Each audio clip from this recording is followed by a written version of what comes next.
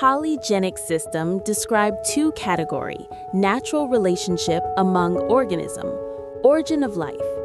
Grouping of organism is based on similarities and dissimilarities.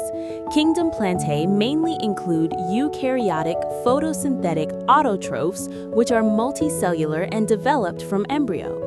Eukaryotic mean Kingdom Plantae have a well-defined nucleus. Photosynthetic autotroph mean they prepare their own food. Multicellular mean they consist of many cells, and non-motile organism, which developed from embryo. Now the question is, how plants develop from embryo?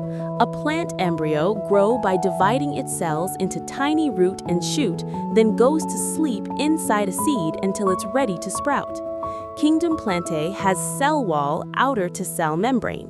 Cell wall made of cellulose. Cellulose is tough, fibrous skeleton mean hard, that help plants in standing and prevent from collapsing. These give a plant cell wall their shape and strength.